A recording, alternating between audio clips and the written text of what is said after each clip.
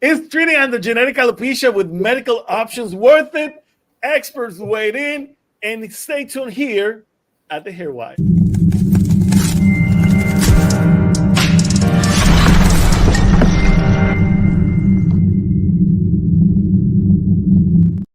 And welcome, guys. Welcome to another episode of The Hair Wire, the place where you, my friends, get hair smart. I'm your host, Sergio Cardona, alongside with Carrie Jarrett and Basan Dipsy. Welcome, guys. How you guys doing? Great, great, great. Ready and Excellent. going good. Yeah. Hey, today, guys, we are very excited. Today, we have, it's flowing with us. We have been in a meeting since this morning, and many great things are happening in our end. So hopefully, good vibes to everyone, because today we are very excited. We're very excited. Today we're going to be talking about treating androgenic alopecia with medical options, and are they really worth it or not? That's the main issue. Unfortunately, we see a lot of people, particularly guys, they're struggling with male pattern alopecia, and they're trying to work their way out using, the common tools, like, for instance, the Norwood Hamilton scale, to determine whether we are experiencing androgenic alopecia or not. Now, one school of thought says that if I'm using the Norwood Hamilton scale, I might be able to properly diagnose androgenic alopecia. But is that the only true way to understand whether someone is experiencing androgenic alopecia? We're going to be talking about that and more. Biz, walk us through this process. Is going through Norwood Hamilton really a good option to determine if I truly have androgenic alopecia? Going through this is like a good visual to start with, but it's not actually the only tool that you can use to diagnose or assess if a person has androgenic alopecia or not. It's just a visual tool for your client to understand where you're coming from, but it is actually to have androgenic alopecia. It encounters many factors. As you know by now, hair loss is multifactorial, especially all kinds of alopecia. When it comes to androgenetic alopecia, the main concern or the main factor that goes to androgenetic alopecia, or the main common factor that people knows about, is your heredity, right? So yes, of course, I would say maybe our heredity will contribute to 30 or 40% of our makeup, genetic makeup, and it is a very important factor, of course. But what people are missing is what we call the epigenetic, which is these genes that you get from your parents. You have the power to turn it on or off depending on your lifestyle factor. And this epigenetic is kind of a new study or new research, new field that my friend Kerry will talk to you about it more in details. But I am bringing it up to just answer your question, Sergio, about the Norwood scale. Norwood scale, again, it is a great visual, but when it comes to androgenic alopecia, there's so many factors. The first factor are your genetic makeup, as I said, but also, are you turning on this gene or not? What's your diet looks like? What your stress level you look like? What is your environment look like? Nowadays we live in a toxic environment. So are these toxic environments, especially if you don't have a solid foundation in your body, if your body is not functioning optimally, that can turn on the gene that you have that causes androgenic alopecia. Also, one more factor to it, also, sometimes we don't have only one kind of alopecia going on. So a person may have androgenic alopecia depending on the pattern that you saw from Norwood. This is part of it. The second part of it, maybe that person is experiencing alopecia areata, or that person is experiencing telogen effluvium. Or I would let you talk about that more in details, Sergio, the hypotrichia, the aging process, the hair thinning due to aging process. So answering your question in short, it's a great visual, but it's not definite tool to assess if a person has androgenic alopecia or not. Now, Carrie, now that Bisan brought you intentionally about epigenetics, now walk us through about what epigenetics is, and are they able to trigger early onset or late onset of androgenic alopecia? What do you think about that, particularly in males? Yeah, absolutely. Well, essentially, epigenetics is the study on how your genes and your DNA transcribe one another based on their stress factors.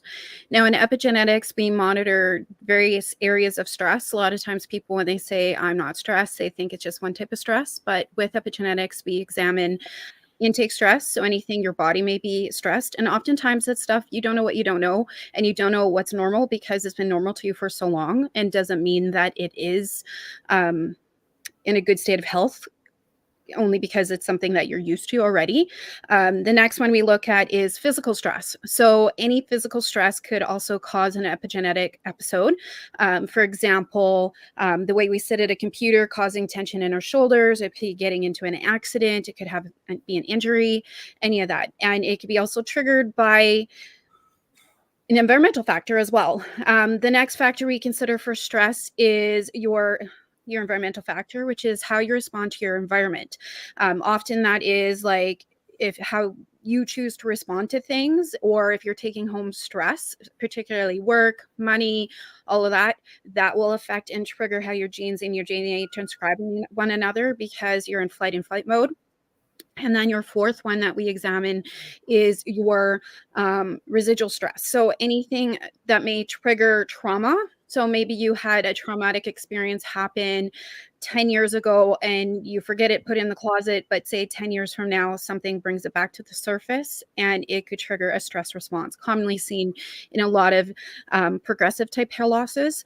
So with that epigenetics and how does that collate with androgenic alopecia? Well, if you have high stress, you could trigger the speed up of androgenic alopecia.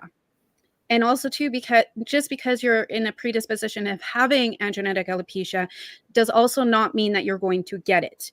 Epigenetics is a way of essentially biohacking your body to prevent it and to take action today to prevent it for tomorrow. And we're seeing a lot of times, especially students, there are a lot of college students who have history of androgenic alopecia in their family having it, but a lot of them haven't had it an episode start until they're 50, 60, but you see these young men starting at 20 or 30, and it's usually commonly from stress from school.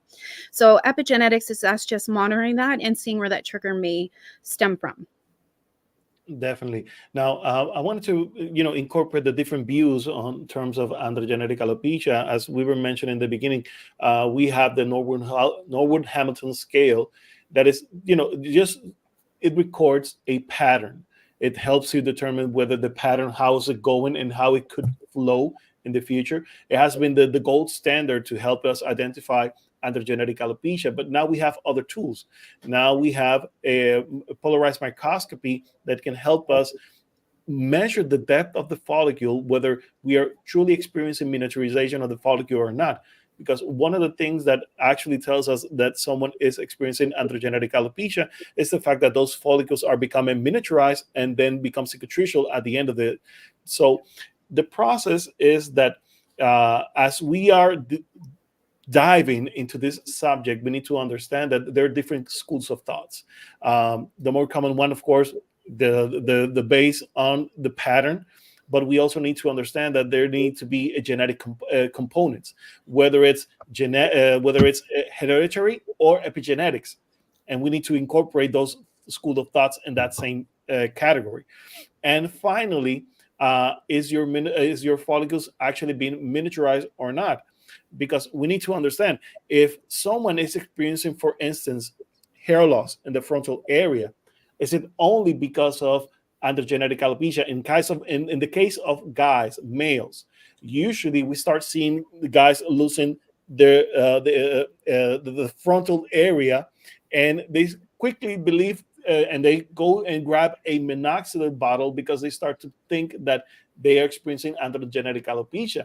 When also we understand that people who are experiencing hair loss in the frontal areas could also be related to, as Bisan was mentioning, low local estrogen alopecia that can trigger hypotrichia events. Also, it can be because of lack of nutrition. Also, because of stress. That's one of the reasons why we lose hair in the frontal section. Also, because of hormonal imbalances. We see that a lot in females, particularly in the temple area, when we start losing hair in that frontal section, and we believe that we may be experiencing androgenic alopecia, when in fact it could be hormonal imbalances that are triggering it. Now, understanding those issues and where your hair loss is coming from, it's a job for your trichologist. This is why we stress constantly that you visit a trichologist, that you visit a competent trichologist, one that is up to date to the latest and understand the different varieties of solutions that it can incorporate to help you understand and to help you treat, first of all, your condition, but most importantly, to understand where it's coming from. Because if we understand where is it coming from, then we're going to be able to treat it properly.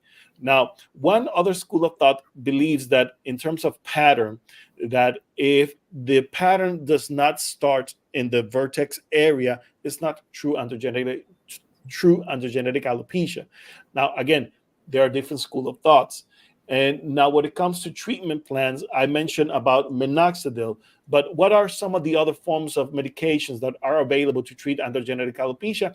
And also we have a question, I don't know if you can help me with this one. It's from our friend Lara Rodriguez, and she says, what genes will indicate and what blood work should be recommended to the client? What gene will indicate that a person will have androgenic alopecia? Yes. Right? I don't know the name of the gene per se, but usually I don't think even it's one gene. It should be a combination of so many genes that works up your genetic makeup. Because whenever you have a trait or hereditary trait is coming from your mother and your father, so it could be, I don't know the name of the gene, but it could be a combination of many genes. What blood work? I believe the board the 200 genes, something like that, that are Right. related. I can't know the number exactly, so that's why I'm not going to speak to it. But I think with simple Google search, we can. You guys search it. What blood work should be recommended to the client? Well, this is a very wide question. I would say to begin with, well, wait. Let me repeat what I just said. You cannot have a blood work that will identify a genetic makeup. That's not the point. You have to do a gene mapping to know the genetic makeup. And then, like, for example, 23andMe or all these Ancestry.com, all these gene mapping companies, yes, you can map your gene, give them your saliva, they will do a DNA mapping or sequencing, and they will tell you if you are susceptible to have androgenic alopecia because it's in your genes. The blood work that we recommend for treating androgenic alopecia will be hormones, of course, the normal one that we recommend for everybody: zinc, ferritin, vitamin D3. It's a long list that we tailor to every person and we give them to do, but that is not for genetic thing. That's how to treat it or to identify if there's any other body dysfunctions that's inside that body that is triggering the androgenic alopecia. There's two different things. Yeah, and one thing too I want to say too, just because they have the gene does not mean that they are going to have it. Yes. I find a lot of times you'll go get your biopsies and automatically they see it in the DNA and they'll be like, okay, you have androgenic alopecia and start treating it. Just because you have the gene does not mean you're going to get it. I have type 2 diabetes in my family. Yeah. I know that, but does not mean I'm going to get it. But knowing it's in my makeup, I might be prepared not to have it come forward. So it's really understanding too the soft understanding of how epigenetics work, because you also don't want to trigger anything as well. So, you know, like if they already have it and it's already active, yes, you're treating it for it because they already have it active and you're figuring out where it stemmed from. Yes. But if they don't have it and say it is, say, you know, a different type of hair loss and it shows up in their DNA and then you're starting to treat for it, you got to be cautious as well. And I want to add one thing to answer this question precisely. People think that if guys do a blood test that measures the DHT, the dihydroxytestosterone, inside their bodies, that they're going to know if this DHT is causing their androgenic alopecia or not. And that is false. That is false. I cannot say that enough, because your DHT levels If they are high or low, they are not causing your androgenetic alopecia. What's causing your androgenetic alopecia is the sensitivity of the hair follicles to DHT. So even with guys with low DHT levels, high sensitivity in the follicles, they will get androgenetic alopecia. So it is not the answer to see if, oh, I have high DHT levels, then I'm going to get androgenetic alopecia. That is wrong. Definitely. As you mentioned, this whenever we talk about androgenetic alopecia, we need to understand that androgenetic alopecia is the result of, first of all, how susceptible, how sensitive is your scalp to Correct. this hormone. Now, the reason why doing serum, blood serum DHT levels is not going to be able to bring you information on whether you're going to have androgenetic alopecia or not is because your own scalp, your own follicles produces their own DHT. And this is pivotal. This is important, guys, because DHT is the hormone that tells our follicles when should they rest. And so if the DHT tells the follicle to rest, it is important that we have DHT in our scalp. But the issue is if your follicles are susceptible or sensitive to DHT, that's a whole nother thing. And that sensitivity comes in as a genetic expression, whether it's from hereditary origins or if it's from epigenetics. One or the other causes your follicles to become sensitive to DHT, and that hormone, it is important again for our body. So we need to block it so it does not compromise the follicle, the ongoing process of the follicle, and does not become miniaturized and does not become cicatricial. That's the main thing whenever we talk about DHT blockers. But then again, there are different solutions. And for instance, we know about medications like finasteride, dutasteride, spironolactone, and many others who are being used as DHT blockers. Now, one of the issues, or at least philosophically, one of the debates about DHT blocking is if the DHT that I need to block is on my scalp, why do I use a DHT blocker for my system? And that's a really big question. And we see answers to that question in the many forms of studies that are out there, that unfortunately we see that there's people who get side effects because of this type of medications, but also many people who are experiencing great results. Now, how do we cope with that, Biz? Because Yes. we are lowering the DHT in our body as a whole, but where we really need to block the DHT is in our scalp. How do we manage that? Yes. So, like clinically speaking, if you stop or you block the action of DHT, then yes, you will stop miniaturizing the hair follicles. That's scientifically speaking is very true. However, as you said, Sergio, some people benefit from it, some people don't. The way I look at it is depending on the age of the person. I wouldn't give a finasteride to women full stop, because women has their own issue with hormones, and we don't play with that. We have other more effective ways to deal with women androgenetic alopecia. When I get to guys, I would be very careful to say to take finasteride or DHT blocker for a guy in his 20s. Why is that? Because DHT or dihydroxytestosterone is 3% out of your total testosterone. And 3% whenever the guy is in his 20s is very significant for his sexual desire, for his looks, for his testosterone is our motivation hormone to show up in the world and everything. So a guy with already dealing with androgenetic alopecia, feeling that like is affecting his self-esteem, and I go there and give him a blocker, DHT blocker, that will affect 3% out of his testosterone, I am risking, just to my opinion, I am risking 3% out of his self-esteem on top of what he is feeling. So it's kind of more psychological to a person in his 20s. And I know maybe, Sergio, you're going to disagree with me on that, because I know, especially on his 20s, I need to block that DHT to get the receding hairline under control. I agree with you 100%. But the emotional factor, the self-esteem factor, it's all in their head right now, because it's more psychological, since he's going to go online and read all these lawsuits against Finasteride and Propecia, and you're not going to get it out of his head for a 20 years old guy. But if a guy in his 40s, he's already established, his self-esteem is already established, his career is already established, his self-confidence is there, then yes, I may be able to tell him, let's try this medication to stop or slow down your receding hairline.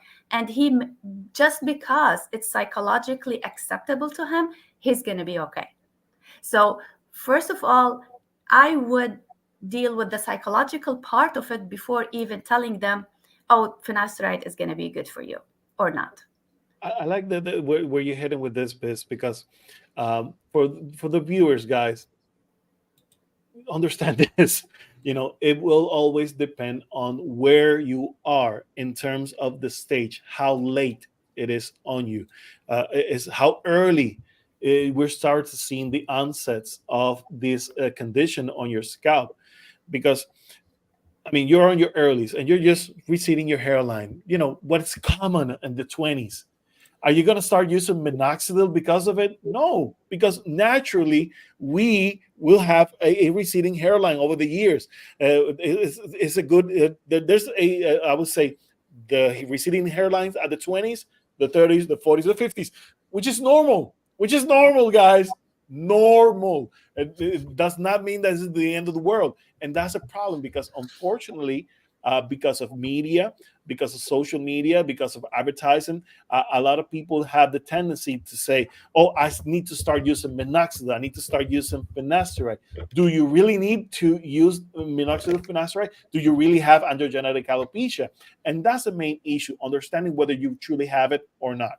Now, going on this subject, but to the cosmetic side of it, Carrie. Now, a lot of guys have a lot of issues trying to cover their frontal hairline in terms of hairstyling, and they're looking for different options. They're looking for different ways to make it look better. What can we say to guys who are experiencing hair loss, particularly in the frontal hairline? Yeah, well, first off, I always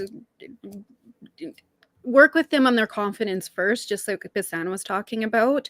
Yes. That's the first key. The next is I talk about the different options that we have, and I weigh in all of the variables, the pros and the cons. Now, first off, if they have enough hair, it's changing the way they style it. Or maybe it's their daily habits, how they're wearing their hats, how they're wearing, if they're wearing a helmet, or they're wearing a beanie underneath it.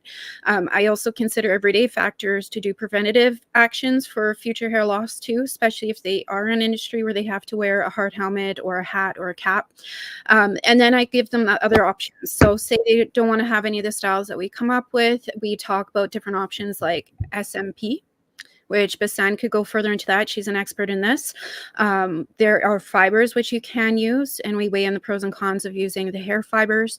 And there's also toppers. Now, as a cosmetologist, trichologist, I'm not a huge fan of toppers. I find sometimes they can be overused, especially when I'm working on treating the client, primarily because you could stunt the hair growth as well and make the hair growth journey pattern take a little longer than it needs to be. So if they are going to do that, I come up with a solution so that way they could still use it, but not where they're becoming dependent on it. I have a little tagline with my clients who do use the toppers. I'm like, okay, so are we going topless today? And we'll text each other. They'll be like, yeah, I'm going topless today. And it's just getting them into that habit of airing their scalp and doing the treatments in between if they are going to wear the topper and not wearing it 24/7. So yeah, there are a lot of options coming up with that. But particularly my favorite one is SMP, which Basan, this is your field. So you talk about that. And let me add to everything you guys were saying, is like, as Ashish was saying, one of our viewers and our friend Nadia, there's so many other options we can start with dealing with androgenic alopecia, starting with the inside out. like the root cause of androgenetic alopecia that has nothing to do with the genetics part of it, like fixing their diet, fixing their hormones, fixing their psychosomatic, as Nadia was saying. So anyway, in a way that we as a trichologist look at the person as a whole. That's why when you go to a dermatologist with a problem with androgenetic alopecia, the first response is finasteride, 5% minoxidil, right? When you go to a trichologist, that will not be the first response. The first response will be, let's check your scalp health. Let's look at your blood work. Let's see if you need some immune supports. Let's see if you need some psychosomatic support. There's so many things. Let's look at your diet. So many other factors that we can call them epigenetic at this point, because all these factors can turn on this gene or turn it off. Right? So there's so many things we can do before we get to the point where finasteride or dutasteride is the answer. I like to incorporate, rather than start with minoxidil and finasteride, I like to start even with laser. Let's start with microneedling. Let's start with growth factors. There's so many other things that we can incorporate into the process. For instance, if we want to do the natural DHT blocking, I would like to go with soap and metal. Yes. I would like to go with niacin, vitamin B3 topically to stimulate blood circulation on the scalp.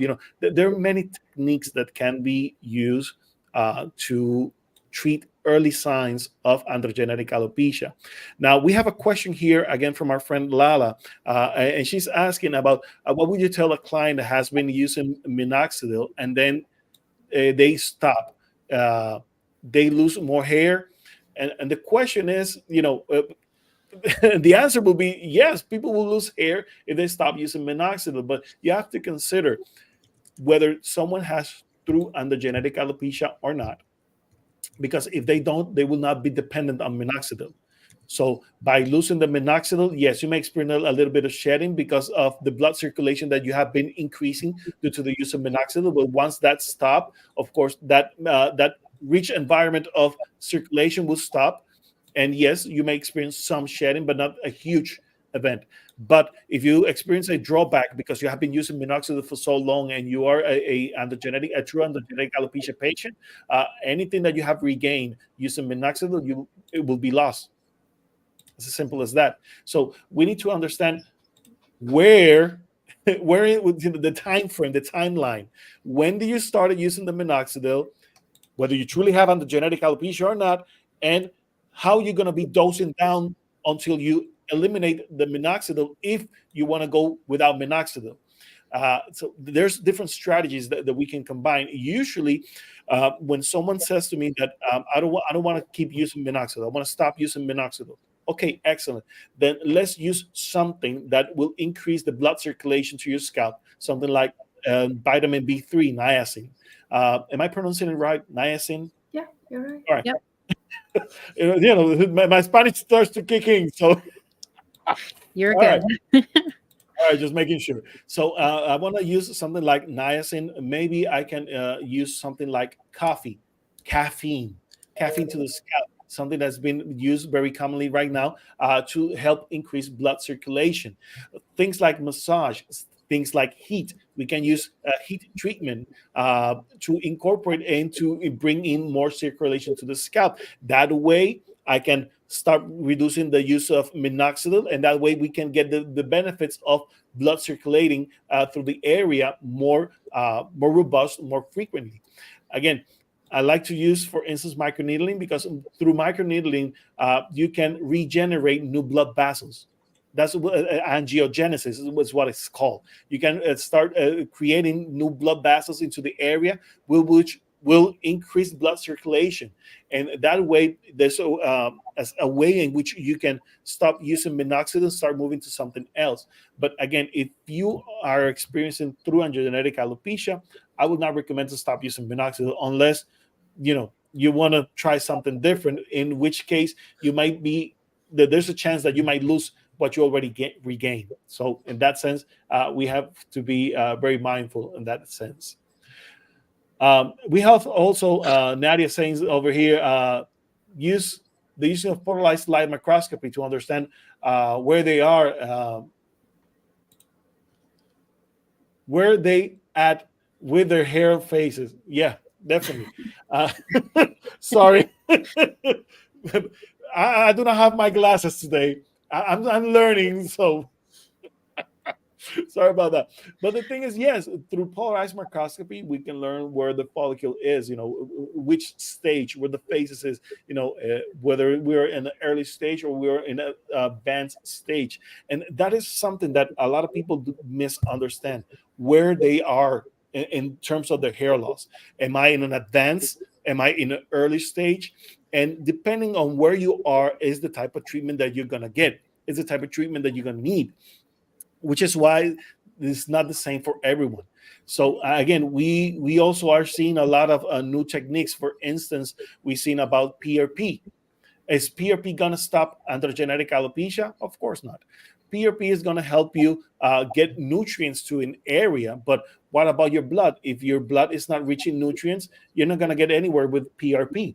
Let's talk about, for instance, PDO, scalp threading. Scalp threading is another technique that has been growing, but there are also things with scalp threading. The thread that is being placed is going to release a couple of nutrients, and those nutrients are going to help out. But once the thread has been disintegrated, you need to redo it again.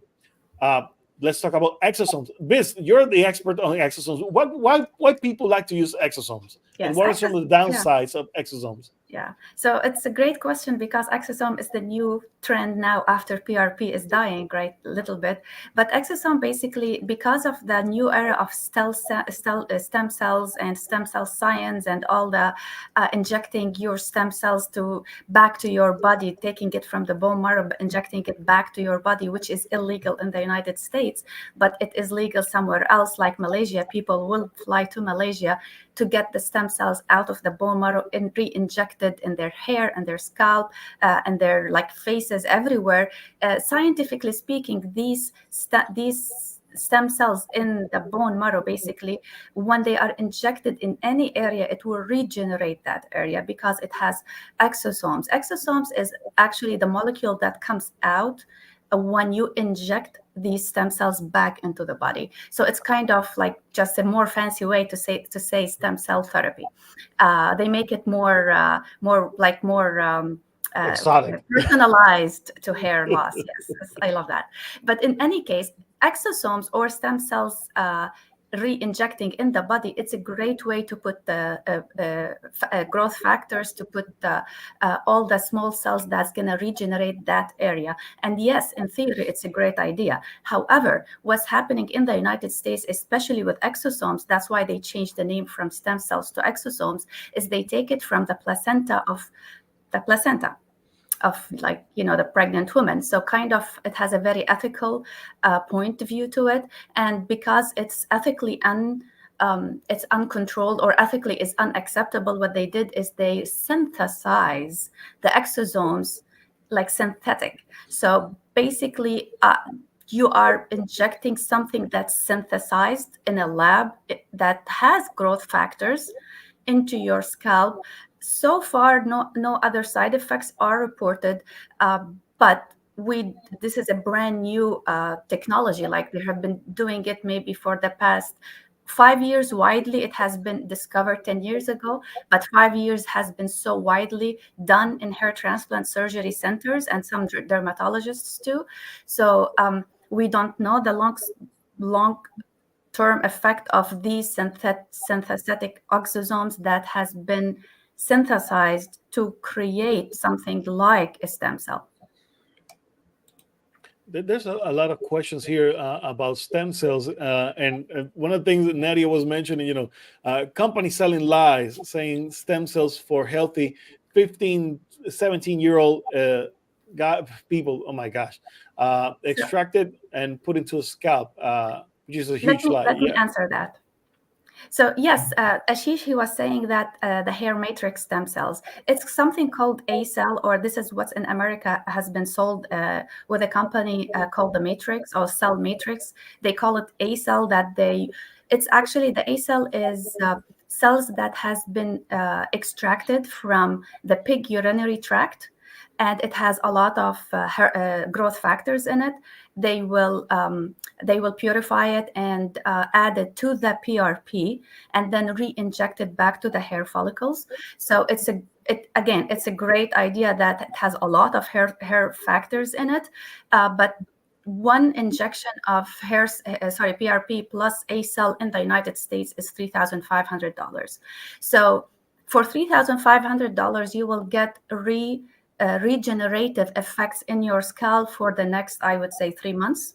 After this 3 months is over, you need to redo it again. So in reality, how many PRP plus a cell you're gonna inject into your scalp in a lifetime? And with all these therapies, they are great therapies. Believe me, they are very scientifically heavily studied and everything, but they are missing one thing. The root cause is still causing your alopecia to go on. Amen. Amen. What we are doing is we are trying to band-aid the hair loss with these great technologies that you may get some baby hairs out of it in one hair cycle. But did you shut off the causes or turn down the genes that is actively causing your hair loss? Did you look at the other epigenetic factors, lifestyle factors that is causing your hair loss? No. When you go to a hair transplant surgeons, which I respect and we all respect, and the dermatologist, they don't look at that. So you answer me, how many times you're gonna get an A cell injection in your through your lifetime? I love it, love it. So, and the same thing goes, for instance, TED. I'm a huge fan of TED treatment, but also, again, if you're not addressing the root cause of hair loss, what's the point? What's the point? You're not gonna get anywhere. You may see a little growth now, but later on, what's next? And what we're talking about here, guys, is about long-term effects, not only the short term. We want to make sure that people stop the hair shedding, keep the hair, and start growing new hair, but not for now, but for years to come. So don't get me started, sir. Yes. I got to get you going, Nadia. But the thing is, whenever we are doing this type of treatments, whenever we are facing these different options that are coming out there, and Kerry, you mentioned on the private chat, we were talking about different options. Yes, they are available and they're great options, but to who? It's not for everyone, and that's the problem. They are being sold like Tic Tac, like cookies for everyone, and it's not the same for everyone. This is where you go to a professional And to I get an wanna, evaluation to and I understand what wanna is end that this happening. right. And I want to end this particular conversation is between the technologies or the expensive treatments versus the root cause treatment. This is actually an epidemic in our society right now, because if something doesn't cost me $5,000-$6,000, that means it's not going to work. And this is the power of social media and the power of marketing, in a way, the bad marketing, not the good marketing. So Kerry won't be angry with me. But in a way, now when you book a consultation with a trichologist, like one of us, and we tell you that we're going to look at the root cause and we're going to fix your gut and we're going to fix your nutrient deficiencies, and the treatment plan will not going to meet, maybe it's going to cost you maybe $1,000, but it's not like $3,000 or $6,000 every 3 months, like what hair transplant surgeons will ask you to pay. Then it's like, no, maybe I'll just go to the hair transplant surgeons and pay that much money. It's in our heads too. Yeah, I see this so commonly is we as human, it's in our nature to make things more complicated than they are. And sometimes it's such a simple fix. And I see this a lot of times. I just recently had to have a big talk with a client because she wanted it to be this big list of everything to do, and it was simply just adding more protein to her diet to change the problem. But she wanted to get all the bells and whistles, but we don't have to overcomplicate things at all. It's just in our nature, and sometimes simple is best. Keep it simple, and it makes a stronger impact. And we know this from a lot of things that we do. Keep it simple, stupid, and you'll have big, huge impact. But when you throw everything in the pot and do all the expensive stuff and make it complicated, it gets overwhelming, becomes too much, and then does the reverse effect. So, yeah. Definitely. Definitely, guys. Hey, thank you for tuning in here at the Hair Wire. We are almost out of time. So we want to make sure, guys, that if you have questions, please write your comments. Write your questions down below. Whatever platform you're watching us, whether it's Facebook, Instagram, YouTube, TikTok, hey, visit us at the Hair Wire, thehairwire.com for more information and to keep on the latest. I want to thank the guys, the people who have been commenting today. Nadia, we love you. Thank you for always keeping us in check. And guys, anything you want to add before we go? We need to go. Make sure I want to tell people, please go see a trichologist if you are having any kind of like alopecia, any kind of alopecia, because we are the people who will look deep inside and stop the problem from happening. We don't tell you to band-aid it. We won't do that. So we just go to the root cause and treat it. That's why we study all the body dysfunctions. We study all the herbs. We study all the diet stuff. That's the managing stress. That will all contribute to the hair loss. Hey, keep it real. Keep it here at the Hair Wire. We'll see you next week, guys. God bless you all. Till then, bye-bye. Where's my flag? I'm looking at it. I don't see the flag, But hey, we'll see you next time, guys. Bye-bye.